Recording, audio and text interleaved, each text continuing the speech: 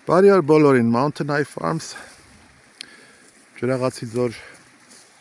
Դիլիջան ազգային պարկ Տավուշ։ Մեզ մոտ արդեն ձմեռ ժողովուրդ, պատկերացնում եք թե չէ, եւ նույնիսկ հիմա թույլ ձուն է գալիս։ Շատ թույլ իհարկե, երկինքը հիմնականում պարզ է, բայց մեր մոտ ձնային ամպ է եկել, որի համար շնորհակալ ենք։ Օրացույցային ձմեռ դեկտեմբերի սկիզբ Դիլիջան ազգային պարկ 2000 մետր բարձրություն։ Եվ մենք վարում ենք ֆերմա։ Ես նախորդ իմ տեսանյութում պատմել եմ հիմնական սկզբունքները հեռագնա վերականգնողական ֆերմերության։ Այսօր ուզում եմ հավելել եւս մեկ սկզբունք, որը կարևոր է, որը գենետիկան է, ցեղը,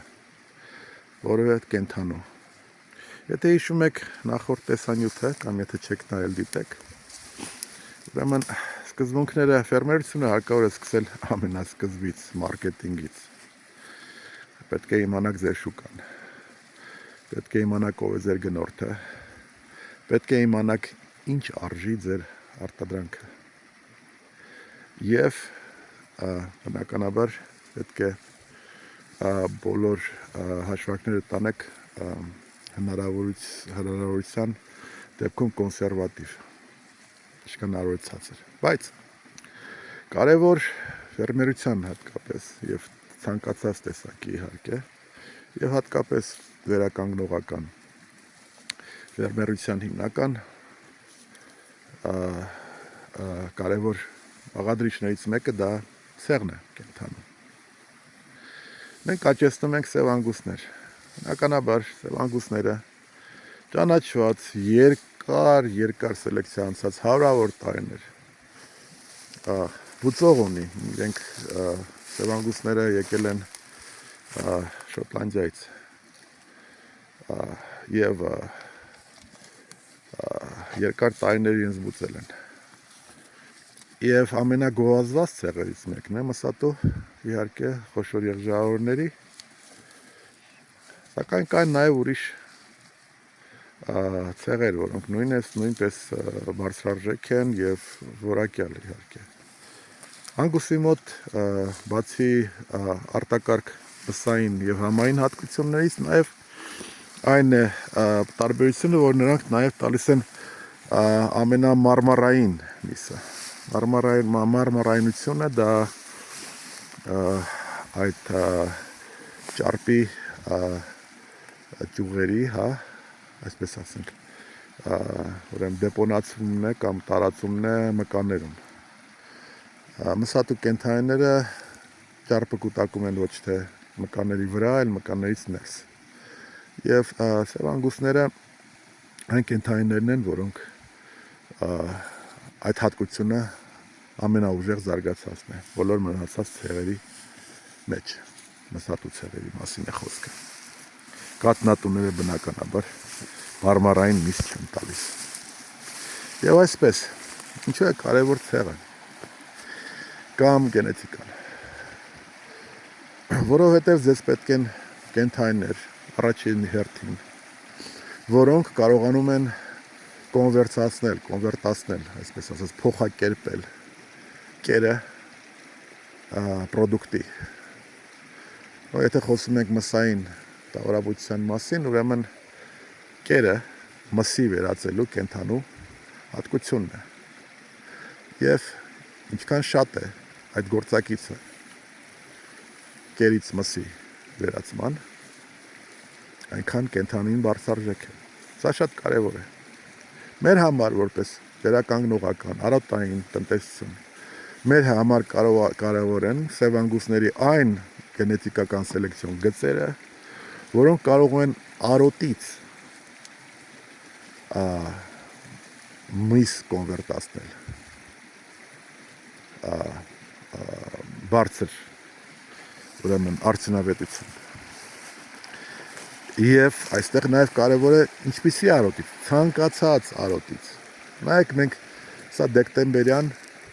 մեր ճիշտ է պահուստավորված, բայց ձմեռային արոտավայր է։ Այստեղ հիմնականում դեղին չորացած խոտ է, կա նաև կանաչ, եթե տեսնում եք, ինչ որ չափով, որովհետև մենք կարողացել ենք պահուստավորել ճիշտ այս արոտավայրը, բայց այս կենդանիները, որոնք շատ ագահ են եւ շատակեր պահաճկոտ են դեպի նկատմամբ, իրենք կարողանում են ուրեմն փոխակերպել այս արոտավայրը բարձրակարգ մսի եւ կարկասների քաշը մեր մոտ 260 կիլոգրամ է։ Մենք խոսում ենք 1.5 տարեկան կամ 1 տարի 8 ամսական կենդանիների մասին։ Սա մեկ։ Երկրորդը, ձեզ պետք են կենդանիներ, որոնք պարզ լեզվով ասած մրսկան չեն։ Անգուստները դիմանում են մինչև -30 աստիճան ցրտերին։ Իմիջիալոց մյուս ցեղերն էլ մսատու ցեղերը նույնպես դիմանում են ցրտերին, խորը ցրտերին։ Ձեզ պետք չէ կենդանի, որին պետք է, չգիտեմ, կենտրոնական ջեռուցման համակարգ, որի վրա դուք պետք է ծախսանեք։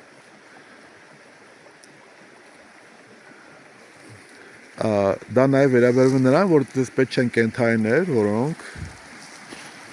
ձեզանից գոհ են պահանջում։ Ես չեմ կարծում որևէ կենդանի գոհ է պահանջում։ Ես կարծում եմ, որ գոհը ոչ թե կենդանիների համար է, այլ մարդկանց, որպեսզի իրենք կարողանան կենդանիների հետ աշխատել։ Կենդանիները գոհ չեն պահանջում։ Եվ այդպես նշանակում է, որ քանի որ ձեր կենդանիները պետք է հիմնականում լինեն բաց երկնքի տակ, նրանք չպետք է վախենան ցրտերից։ Ժողովուրդ, այս կենդանիների համար եւ ընդհանրապես բարձրաձայնակ կենդանիների համար նրանք չգիտեն ինչ է կենտրոնական ջեռուցման համակարգը։ Նրանք չգիտեն եւ չեն ուզում դա։ Նրանց համար կենտրոնական ջեռուցման համակարգը իրենց ոտքերի տակ գտնվող խոտն է։ Կերը։ Դա է տալիս իրենց էներգիա, որով իրենք նաև դիմանում են ցրտերին։ Իհարկե, եթե կենտրոն չկերակրես եւ ինչքան են ինքը ուզում է ցրտադիմացկուն լինի, նա չի կարող, ընդհանրապես չի կարող գոյատևել։ Մեր շունիկները վազեցին դորպերներին հավաքելու։ Սա կարևոր է, ցեղը։ Ես պետք է ասեմ, որ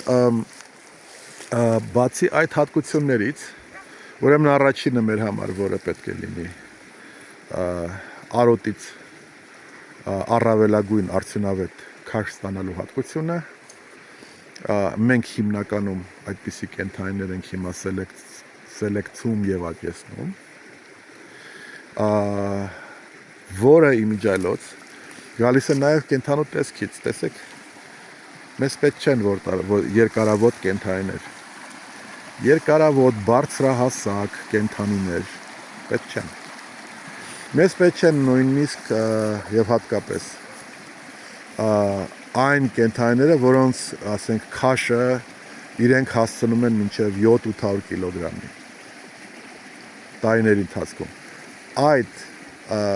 հատկությունները մեզ պետք չեն։ Մեզ պետք են կենդանիներ, որոնք 2-3 տարվա ընթացքում ամենաշատը շատ արագ քաշ են հավաքում։ Այ ոնց որ այս տղան, որ փորձում է դիքը բարձրանալ։ Կարճ ոտքեր,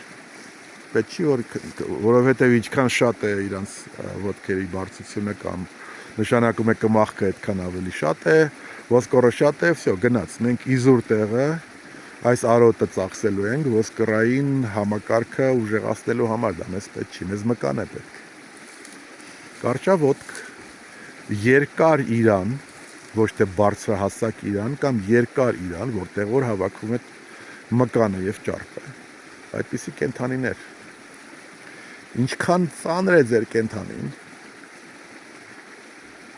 Սասարի մայրերի մասին ենք խոսք արել, ծանր մայրեր կան, ասենք շատ 7-800 կիլոգրամանոց։ Իրենք խժռում են ձեր արոտը եւ ընդամենը տալիս են նույն այդ մեկ փոքրիկը, հորթը, որը դուք պետք է աճեցնեք եւ երկրորդ տարին հանձնեք։ Սա մսայինի մասին խոսք։ Ես հիմա կենտրոնանում եմ մսայինի վրա։ Ոչ կատնայինի, ես կատնայինի մասնագետ չեմ։ Եվ ինչքան ունենաք այդպիսի արդյունավետ կենդանիներ, որոնք արագ առաջի 2 տարվա ընթացքում ձեր արոտի խոտը կփոխակերպեն մսի եւ բարձրակարգ մսի, որովհետեւ գենետիկան այդպես է իրենց, այդքան ձեր ֆերմայի արդյունավետությունը բարձր է։ Այդքան ավելի շատ է ձեր շահույթը։ Եվ կներեք, մեր օրերում շահույթն է կարևոր, արդյունավետությունն է կարևոր։ Ես իհարկե նկարել եմ եւ ելի կնկարեմ մանրակրկիտ տեսանյութեր արոտային արածեցման հնարքների եւ կարևորությունների մասին, բայց հիմնականը դա է փոխակերպումը, արոտի փոխակերպումը մսի արագ։ Հիմա տեսեք ինչ է կատարում մեր տեղական դեգրադացված ցեղերի հետ, հա։ Եվ մենք ունեցել ենք Կովկասյան գորգ, ես հիշում եմ, որ սովորում էի այդ ցեղը բավական արդյունավետ էր, բայց երկար տարիներ չսելեկցվելու, փչացնելու, դեգրադացնելու պատճառով ինչ ենք ստացել։ Ստացել են կենդանիներ, որոնք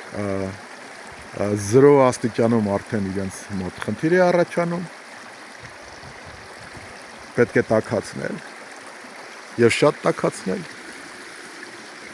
եւ ինչքան էլ կերտակ ինքը ձեզ բանակա ոչ մի ավել բան չի տա։ Խնդիր է։ Եվ Հայաստանի Հանրապետության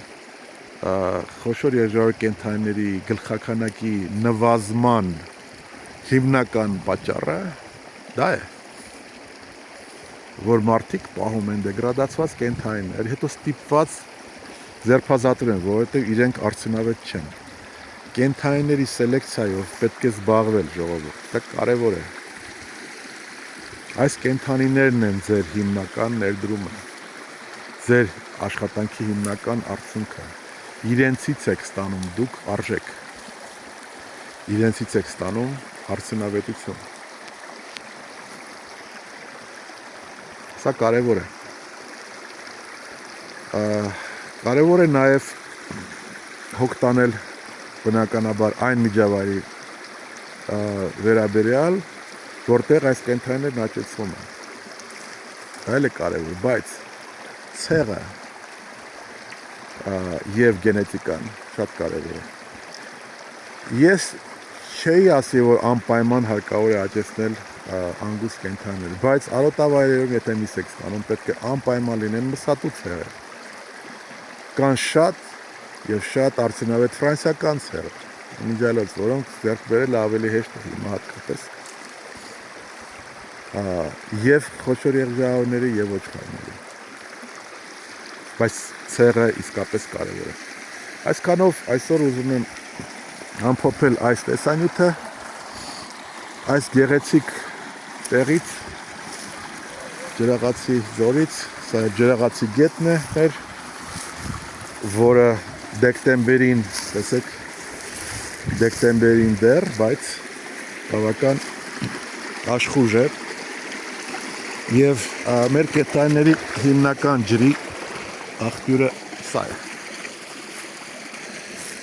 Խնդրում եմ հետևեք մեր ալիքին, բաժանորդագրվեք, տարածեք մեր տեսանյութերը,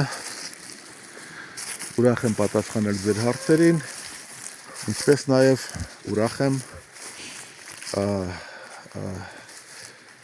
շնորհակալություն եմ հայտնում, որ հետևում եք մեզ, այցելեք նաև մեր կայքեջը, որի հեղումը դրված է այս տեսանյութի տակ,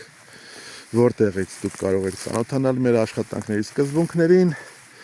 ինչպես նաև առցանց գնել մեր արտադրանքը։ Շնորհակալություն եւ կտեսնվենք։